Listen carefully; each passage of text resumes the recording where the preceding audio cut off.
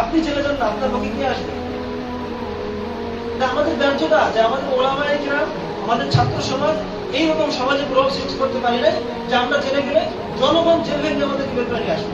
আমাদের ব্যর্থতা, কারণ আমরা শুধু অনুসারী তৈরি করছি, আমরা শুধু আমাদের ভক্ত তৈরি করছি, কর্মী তৈরি করি। ঠিক।